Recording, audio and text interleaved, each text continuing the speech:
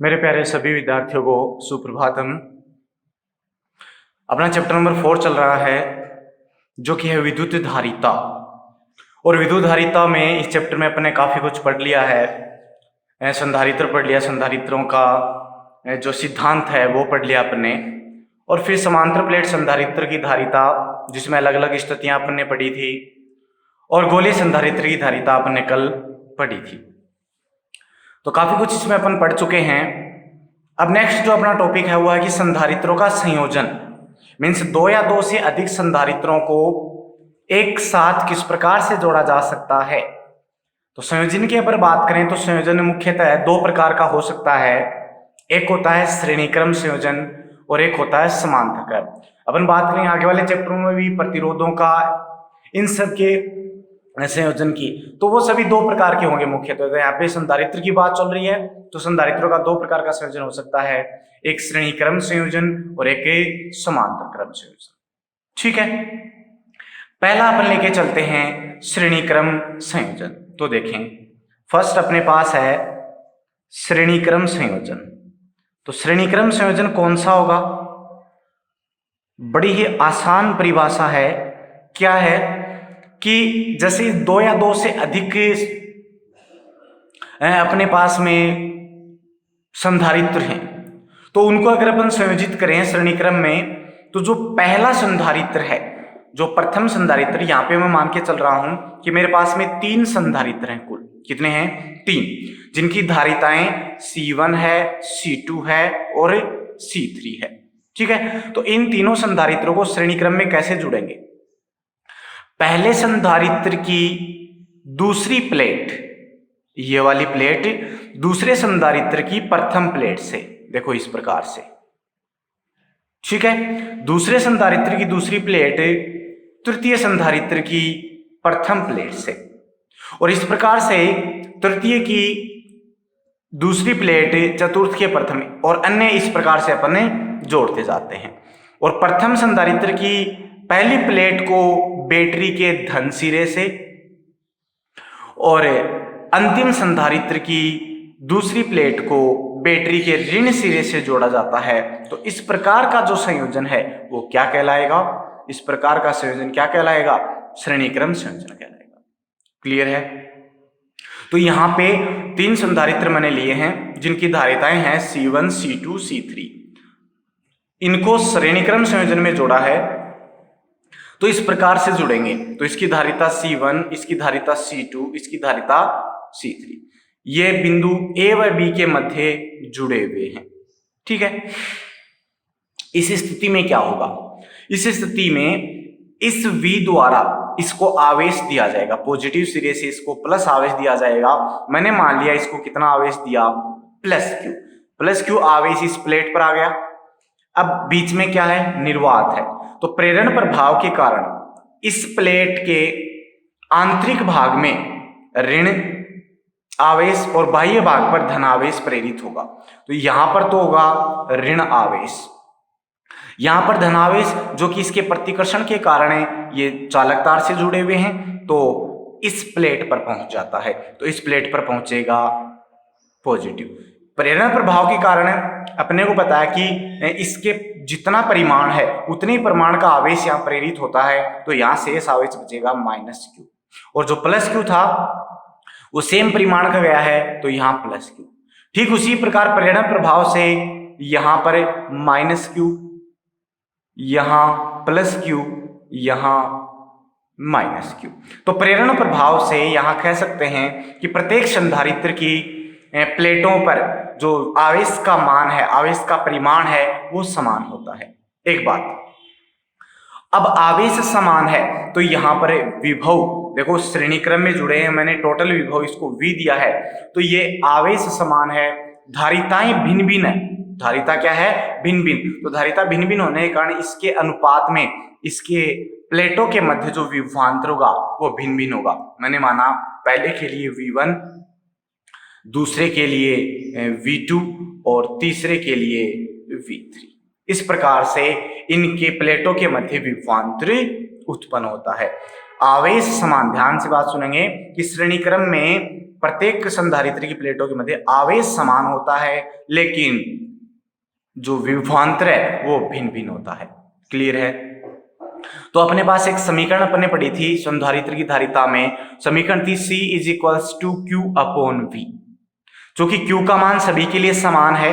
Q का मान समान है तो यहां से Q is equals to CV बनता है, और Q is equals to CV बनता है तो एक समीकरण लिखी जा सकती है। समीकरण क्या कि Q इज इक्वल्स टू पहले के लिए C1 V1, ठीक है, Q तीनों के लिए समान है, is equals to C2 V2 is equals to C3 V3, ठीक है। तो यहां से V1 बराबर क्या बचेगा, Q अपॉन C1, V2 बराबर क्या बचेगा, Q अपॉन C2, और V3 बराबर क्या बचेगा, Q अपॉन C3। ये तीनों का विभव आ गया।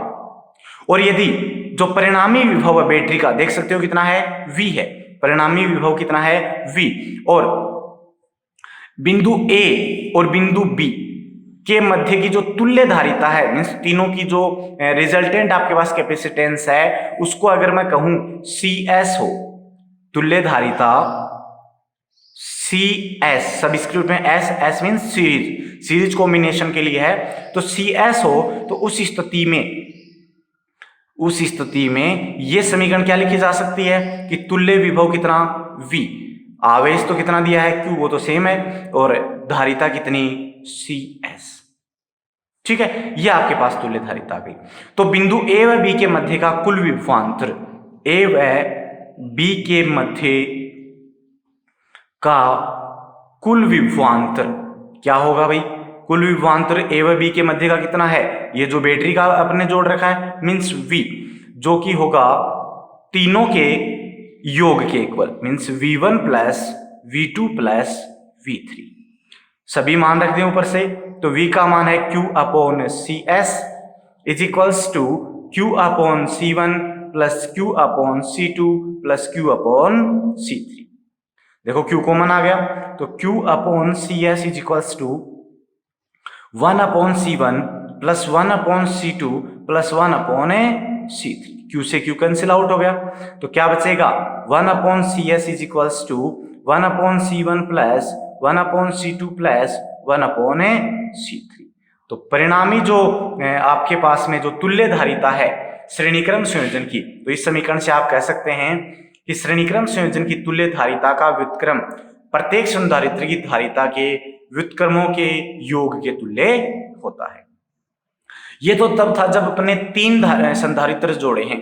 अगर तीन के स्थान पर अपने पास n संधारित्र संयोजित हों, कितने संधारित्र हों, n संधारित्र, तो लिखें कि अपने पास में यदि स्मॉल n संधारित्र संयोजित हों, n संधारित्र संयोजित हों, तो क्या होगा, तो n जोड़ देंगे, मीन्स तुल्य धारिता CS हो, तो तुल्य धारिता 1 upon CS is equals to 1 upon C1 plus 1 upon C2 plus 1 upon C3, और कहां तक NV की धारिता यदि CN हो तो 1 अपॉन CN। तो श्रेणीक्रम संयोजन में जो तुल्य धारिता है वो इस प्रकार से प्राप्त होती है। क्लियर है? अब यहां से एक रिजल्ट मिलता है अपने को, एक रिजल्ट ये मिला कि श्रेणीक्रम संयोजन में जो आवेश है, आवेश का मान क्या रहता है, आवेश का मान समान रहता है। श्रेणीक्रम संयोजन में आवेश का मान समान रहता है। विभवांतर का मान क्या होता है, प्रत्येक संधारित्र के लिए भिन्न भिन्न होता है। क्या होता है, भिन्न भिन्न होता है। और नेक्स्ट, इस समीकरण से क्या लिख सकते हैं, इस समीकरण से अपन देखें तो अपने को पता चलेगा कि तुल्य धारिता का जो मान है, देखो 1 अपॉन में है सभी, इनको अगर अपन सोल्व करेंगे तो CS का मान इनमें जो भी आपके पास में धारिताएं हैं उनसे कम प्राप्त होगा। तो क्या कहेंगे कि श्रेणीक्रम संयोजन में तुल्य धारिता का मान संयोजन में जुड़े सबसे कम धारिता वाले संधारित्र की धारिता से भी कम प्राप्त होता है। जैसे कि मान लो अभी आपने ये 3 संधारित्र लिए थे, एक की धारिता थी 2 फेरेड, एक की थी 1 फेरेड और एक की थी 5 फेरेड। ठीक है। अगर मैं इनको श्रेणी क्रम में जोड़ता हूं तो उस स्थिति में जो इसका रिजल्ट आएगा, CS का मान आएगा, वो इस सबसे कम धारिता वाले संधारित्र से भी कम प्राप्त होगा। मीन CS लेस देन क्या आएगा, 1 आएगा। क्लियर है।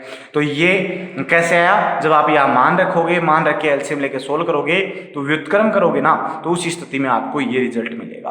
तो एक बार पुनः रिपीट करें कि श्रेणीक्रम संयोजन में तुल्य धारिता का मान संयोजन में जुड़े सभी संधारित्रों या में से सबसे कम धारिता वाले संधारित्र की धारिता से भी कम प्राप्त होता है। क्लियर है। ये आपका पास से श्रेणीक्रम संयोजन हो गया। नेक्स्ट अपन चलते हैं, जो दूसरे प्रकार का संयोजन है वो कौन सा, समांतर क्रम संयोजन। कौन सा संयोजन है, समांतर क्रम संयोजन। सेम उसी प्रकार से अपने पास इसकी भी एक डेफिनेशन होगी। क्या होगी, समांतर क्रम संयोजन क्या होगा, बड़ा ही आसान है कि ऐसा संयोजन जिसमें प्रत्येक संधारित्र की प्रथम प्लेट किसी एक बिंदु से तथा प्रत्येक संधारित्र की दूसरी प्लेट एक अन्य बिंदु से संयोजित होती है, तो इस प्रकार का जो संयोजन है वो क्या होगा, समांतर क्रम। जैसे कि मेरे पास में 3 संधारित्र हैं जिनकी धारिताएं क्रमशः हैं C1, C2, C3। ठीक है, इनको समांतर क्रम में जोड़े, तो समांतर क्रम में जोड़ेंगे तो अपने पास में क्या आएगा, देखो पहला जो संधारित्र है वो ये, ठीक है, दूसरा संधारित्र ये, तीसरा संधारित्र ये, इन सभी की प्रथम प्लेट, ये वाली प्लेट किसी एक बिंदु से जुड़ी होगी। ये जोड़ दी मैंने, देखो प्रथम प्लेट किसी एक बिंदु से, इस बिंदु A से जुड़ी हुई है, और द्वितीय प्लेट किसी दूसरे बिंदु से जुड़ी रहती है। ये दूसरे बिंदु से जोड़ दी, इसको नाम दे दिया B बिंदु। तो प्रत्येक संधारित्र की प्रथम प्लेट एक बिंदु से, प्रत्येक संधारित्र की दूसरी प्लेट दूसरे बिंदु से जुड़ी रहती है, तो इस प्रकार का संयोजन क्या कहलाता है, समांतर क्रम संयोजन कहलाता है। अब इसमें जो प्रथम बिंदु है इसको अपन बैटरी के धन सिरे से जोड़ेंगे, ये बैटरी के धन सिरे से, और द्वितीय को बैटरी के ऋण सिरे से जोड़ा जाता है। तो इस प्रकार से इसको संयोजित करते हैं। ये बैटरी संयोजित कर दी प्लस माइनस, इनकी धारिताएं इसकी C1, C2, C3। अब समांतर क्रम संयोजन है तो जितना विभव मैंने इन दोनों बिंदुओं पर आरोपित किया है, ठीक उतना ही विभव इसके सिरों पर होगा, ठीक उतना ही विभवांतर विभव इसके सिरों पर होगा, और ठीक उतना ही विभव इसके सिरों पर। मीन्स समांतर क्रम संयोजन में प्रत्येक संधारित्र के प्लेटों के मध्य विभवांतर समान होगा, और वो कितना होगा, जितना उस बैटरी के सिरों के ऊपर विभवांतर। तो V का मान समान, तो धारिता का मान भिन्न भिन्न होने के कारण जो आवेश का वितरण होगा वो भिन्न भिन्न होगा। मीन्स इस पर आवेश अलग होगा, इस पर आवेश अलग होगा, इस पर आवेश अलग होगा।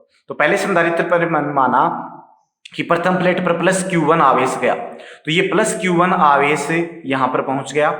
प्रेरण प्रभाव के कारण यहां इसके आंतरिक भाग में क्या चला जाएगा, माइनस Q, समान परिमाण का आवेश होगा ऋणात्मक, और प्लस होगा वो इधर इस नेगेटिव सिरे पर आ जाएगा। दूसरे पर चला गया, मान लो कि प्लस Q2, तो यहां पर आ जाएगा प्लस Q2, और यहां आएगा प्रेरण प्रभाव से माइनस Q2, तो यहां माइनस Q2 आ जाएगा। ठीक है, और तीसरे पर मान लिया प्लस Q3, तो ये प्लस Q3, तो इसकी दूसरी प्लेट पर होगा माइनस Q3। ठीक है, इस प्रकार से आवेश का वितरण हो जाता है। तो समांतर क्रम संयोजन में जो अगर अपन बात करें तो विभव का मान समान रहता है, जबकि आवेश का मान क्या होता है, भिन्न होता है। आवेश का मान क्या होता है, भिन्न। तो वही समीकरण अपनी Q = CV से, पहले के लिए Q1 = बनेगा C1 × V, क्योंकि V का मान समान है। दूसरे के लिए बनेगा Q2 = C2 × V, और Q3 = C3 × V। कुल आवेश अपने कितना दिया, कुल आवेश अपने दिया Q, जो कि 3 भागों में डिवाइड हुआ, तो क्या लिख सकते हैं कि कुल आवेश Q = Q1 + Q2 + Q3। ठीक है, ये अपने टोटल आवेश दिया जो 3 आवेशों में विभाजित हुआ। अब कहें कि यदि यदि तुल्य धारिता किसकी, बिंदु ए व बी की, मीन्स इस तीनों की जो तुल्य धारिता है वो कितनी, यदि तुल्य धारिता Cp हो तो, Cp मीन्स पैरेलल, तो समांतर को अपन पैरेलल कहते हैं, तो पैरेलल कॉम्बिनेशन के लिए Cp हो तो इस समीकरण के अनुसार Q = Cv के अनुसार आवेश का मान तो टोटल है Q = Cp और विभवांतर तो वही है V। तो ये सभी मान और ये सभी मान इस समीकरण नंबर 1 में रखने पर तो क्या मिलेगा, CPV = C1V + C2V + C3V। ठीक है, तो CPV को कॉमन ले लिया, क्या बनेगा, C1 + C2 + C3, V से V कैंसिल आउट हो गया, तो क्या बचेगा, Cp = C1 + C2 + C3। तो समांतर क्रम संयोजन में, पैरेलल कॉम्बिनेशन में जो तुल्य धारिता है वो सभी संधारित्रों के योग के, संधारित्रों की धारिताओं के योग के तुल्य होती है। ठीक है, जबकि श्रेणी क्रम में क्या था, व्युत्क्रम का मान व्युत्क्रमों के योग के तुल्य था, यहाँ पे डायरेक्ट है। ये तो थे तीन की जगह अपन क्या कहें कि यदि स्मॉल n संधारित्र हो, कितने हो, स्मॉल n संधारित्र समांतर क्रम में संयोजित हो, समांतर क्रम में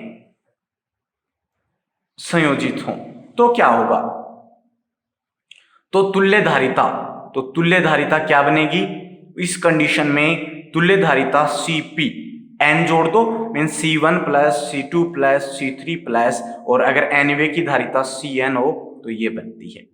तो सभी का जो योग है वो तुल्य धारिता के तुल्य होगा, उसके इक्वल होगा। ठीक है, अब यहां से रिजल्ट क्या क्या मिले, समांतर क्रम संयोजन में अपने को रिजल्ट मिला, पहला रिजल्ट ये कि इसमें प्रत्येक संधारित्र की धारिताओं के प्लेटों के मध्य विभवांतर क्या होता है, समान होता है, विभवांतर क्या होता है, समान होता है। दूसरा, यहां पर आवेश क्या होता है, प्रत्येक संधारित्र की प्लेट पर आवेश क्या होता है, भिन्न भिन्न होता है। ठीक है, और थर्ड जो रिजल्ट मिलता है वो आपके पास में ये मिलता है कि यदि अपन यहां से कहें कि समांतर क्रम संयोजन में तुल्य धारिता का जो मान है वो संयोजन में जुड़े सबसे अधिक धारिता वाले संधारित्र से भी अधिक प्राप्त होता है। देखो, अगर मान लो ये 25 फेरेड था तो उस 25 में कुछ ना कुछ तो जुड़ेगा, इनमें कुछ ना कुछ जुड़ेगा। तो जैसे कि एग्जांपल लेके देखें कि एक का था 5 फेरेड, एक का 7 फेरेड और एक का था 10 फेरेड। अगर अपन रिजल्टेंट निकालेंगे तो सभी को जोड़ेंगे, 5 + 7 + 10 तो कितने हो गए, 22। तो 22 इस 10 से भी ज्यादा है। तो यही बात अपन कर रहे हैं कि समांतर क्रम संयोजन में तुल्य धारिताओं का जो तुल्य धारिता का मान है वो संयोजन में जुड़े सबसे अधिक धारिता वाले संधारित्र से भी अधिक होता है। क्लियर है ये आपके पास। अब इनमें एक एक रिजल्ट और रह गया दोनों कॉम्बिनेशन में, वो पहले मैं श्रेणीक्रम वाले में बताता हूं। श्रेणीक्रम संयोजन में क्या है कि यदि ये तो हो गया कि अलग अलग धारिताओं के थे, और कई बार न्यूमेरिकल क्वेश्चन में डायरेक्ट क्वेश्चन आता है तो उसके लिए आप डायरेक्ट फॉर्मूला वो यूज करेंगे। वो कह रहे हैं कि यदि समान धारिता C, सबकी धारिता C है, समान धारिता C के n संधारित्र, ध्यान से सुनेंगे, मैं पहले श्रेणी क्रम का बता रहा हूं, n संधारित्र श्रेणी क्रम में संयोजित हों, श्रेणी क्रम में संयोजित हों, तो फिर से कहेंगे कि यदि समान धारिता C के n संधारित्र में स्मॉल n संधारित्र श्रेणी क्रम में संयोजित है और प्रत्येक की धारिता समान है, तो उस स्थिति में तुल्य धारिता क्या होगी, तो इस समीकरण से 1/CS बराबर है 1/C + 1/C + 1/C and so on 1/C, means n बार क्या जोड़ा है, तो ये बनता है 1/CS बराबर n/C। क्या बनता है, n/C, n बार जोड़ा है तो n बार जोड़ा तो उसका मतलब n/C। तो CS बराबर क्या आएगा, CS बराबर आएगा C/n। ये डायरेक्ट फॉर्मूला अपने को न्यूमेरिकल क्वेश्चनों में काम आएगा कि यदि समान धारिता C के n संधारित्र श्रेणी क्रम में संयोजित हो तो तुल्य धारिता CS बराबर होगी C/n। क्लियर है। ठीक इसी प्रकार समांतर क्रम संयोजन में ध्यान से देखें, अब की बार समांतर क्रम संयोजन की बात चल रही है कि यदि समान धारिता C वाले स्मॉल n संधारित्र किसमें जुड़े हों, समांतर क्रम में संयोजित हों, तो तुल्य धारिता कितनी होगी?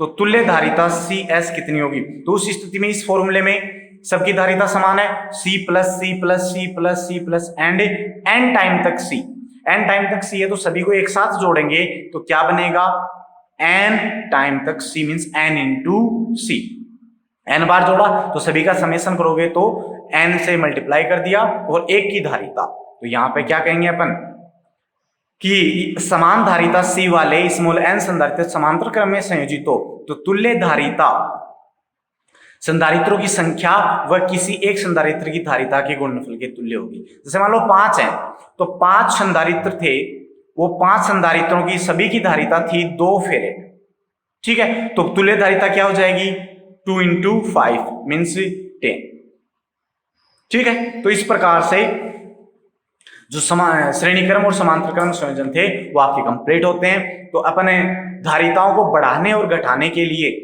अपन यूज करते हैं, और यहां से एक रिजल्ट और बचता है आपके पास में कि यदि धारिता को देखो, श्रेणी क्रम संयोजन में क्या था कि तुल्य धारिता का मान सबसे कम धारिता वाले से भी कम प्राप्त हुआ था, अर्थात यदि आपको धारिता आपको कम करनी है तो जो संधारित्र हैं उनको अपन श्रेणी क्रम में संयोजित करेंगे। कैसे करेंगे, श्रेणी क्रम में। और यदि इसमें देखो धारिता आपके पास में क्या थी, बढ़ी थी, धारिता का मान क्या था, बढ़ा था, तो यदि धारिता को बढ़ाना है तो आपको संधारित्र का कैसा संयोजन करना होगा, समांतर क्रम संयोजन। तो धारिता कम करने के लिए श्रेणी क्रम संयोजन और धारिता बढ़ाने के लिए समांतर क्रम संयोजन। ओके, तो ये संयोजन आपकी कंप्लीट होते हैं, बाकी का अपन नेक्स्ट वीडियो में। अगर वीडियो में पसंद है आपको तो इसको लाइक करें, कमेंट करें, जो भी आपके डाउट्स हैं उनको पूछ सकते हैं आप। धन्यवाद।